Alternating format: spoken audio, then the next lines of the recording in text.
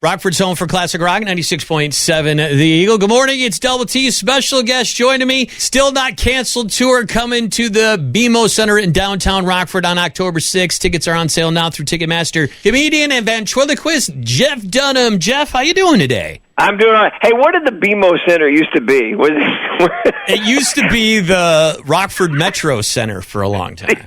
And did everybody go, oh, come on, when they changed it? Yeah, people refuse to call it the BMO Center, and they'll say, no, it's the Metro Center. It'll always be the Metro Center. You know those people. That's right. It's like here in L.A., Staples Center for years. And now it's the crypto arena, and now crypto is all going all to hell, and it's like so stupid. It's the slot machine arena. We don't know what it is anymore. You probably show up to a town, you're like, oh, I'm playing a new place. And then you show up and, no, I've been here before. What's this? Yeah.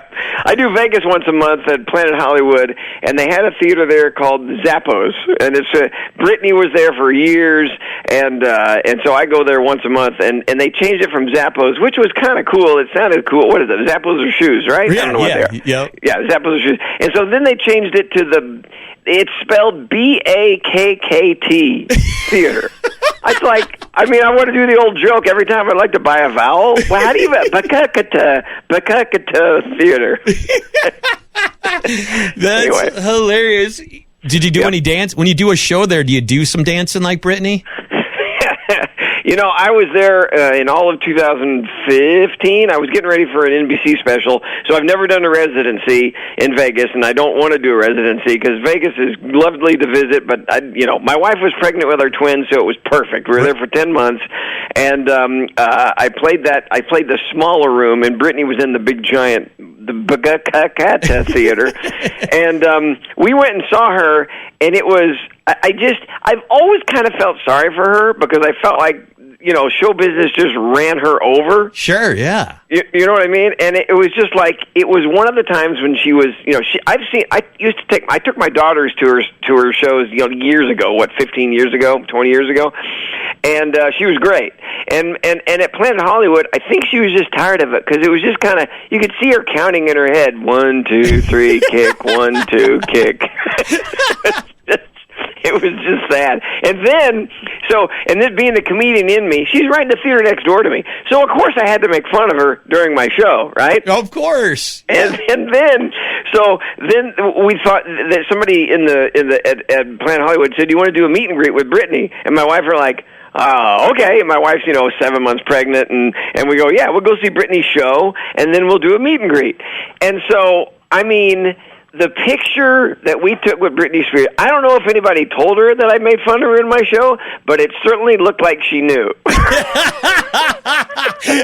I bet she did. It was literally like she stood there like with this the most bored look possible that you could possibly get on your face. Like, why is this man standing next to me with his pregnant wife? It was terrible. So we saved that picture versus oh my God, what's her name? The Canadian singer that's been sick lately. Oh, awesome, Celine Dion. Forever. Titanic. Yeah, Celine Dion. Versus, when I was working Caesars, we went to see her, and that woman could not have been nicer and kinder and sweeter and awesome. Because I have more bad stories about celebrities than I do good, but Celine was literally everything you'd ever want, as sweet as she could be. So there, I ended it with a good part. Do you have a lot of celebrities that want to come meet you and do meet and greets with you? No, there's not many celebrities that go, let's go to the puppet show. No, I have loyal, great fans. I did 18 years of comedy clubs, and then in 2008 it turned into the big arenas, and we haven't quit since 2008. Never taken any time off. I took a month off, well, of course, during COVID, all that, but that didn't count. But we've been touring and doing this show forever. In fact, this next week will be the 1,000th show just for my crew.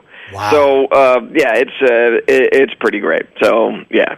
I'm talking to Jeff Dunham. He's coming to the BMO Center on October 6th. Tickets are on sale now.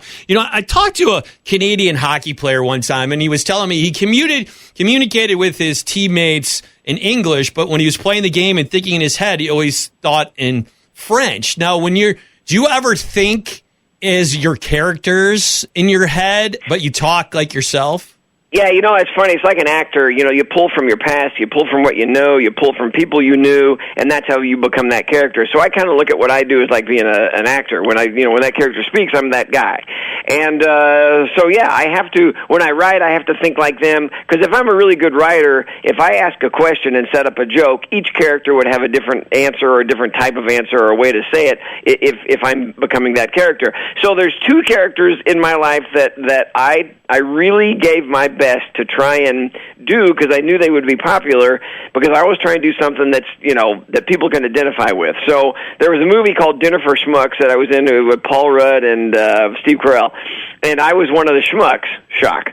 And so I played a guy who had built a female dummy, and I really was convinced that this dummy was my wife and was alive.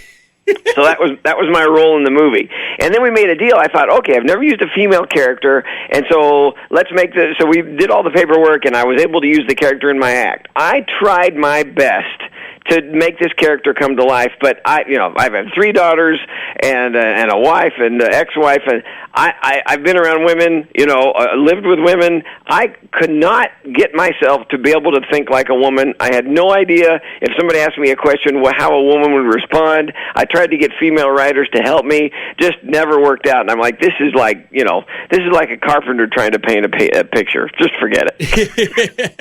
And then the other one, this was years ago. Do you remember back in the O's when pimps were a big thing? Oh yeah, that was huge. Yeah, it was huge. So I thought I'm going to make fun of racism and come up with a black character. Couldn't do it today, but I thought I'm going to make fun of racism. I'm going to have a black character who's my manager, so he's slightly above me, and have him. I'm going to do every joke I could possibly make as a black man being the dummy, and he's going to make fun of white people. And I sat down with black writers, other black comics, and I said, look, I know you guys make fun of us.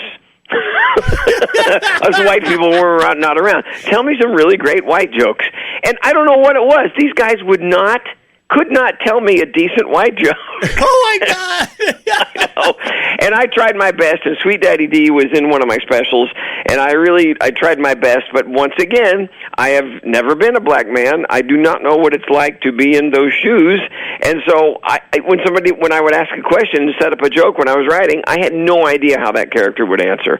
So those are my 2 failed characters to answer your question in a very long way.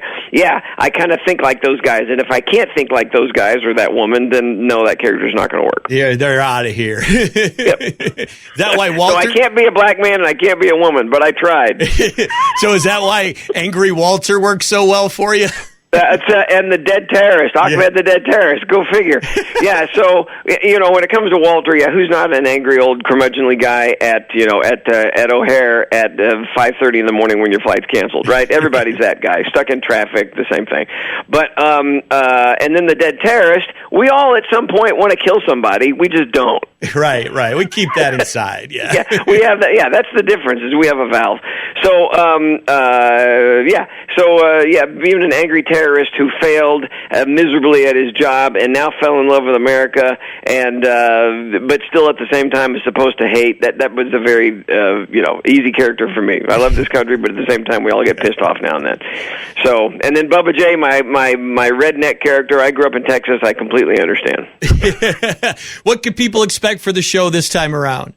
Well, actually, I'm working on my next special, which we're going to tape this fall, and it's going to be a Valentine's special that'll come out early next year. So there's going to be a lot of jokes about love and relationships and that kind of thing.